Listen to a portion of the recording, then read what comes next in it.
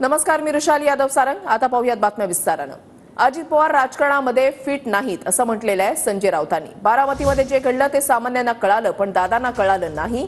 तर दादा राखी बांधण्यासाठी जातील तेव्हा सुळे काय करतात हा प्रश्न आहे। बारामतीमध्ये सुप्रिया सुळेंसाठी महाराष्ट्र लढलेला आहे असं देखील संजय राऊतांनी म्हटलंय। सुप्रिया सुळेंविरोधात सुनेत्राला उभं करणं चूक होती असं अजित पवार म्हणाले आणि त्यावरून राऊतांनी हे वक्तव्य केलंय। जे ज्ञान या राज्याच्या सामान्य जनतेला होतं त्यावेळेला की करतात ते चुकीचं आहे। बारामतीमध्ये भाऊ बहीण विरुद्ध पत्नी हा सामना चुकीचा आहे हे महाराष्ट्रातल्या सामान्य जनतेला कळत होतं। ते 4-5 वेळा उपमुख्यमंत्री राहिलेल्या व्यक्तीला कळलं नाही, याचा अर्थ ते राजकारणात फिट नाहीत। विधानसभा निवडणुकीच्या आधी ते काही करू शकतात।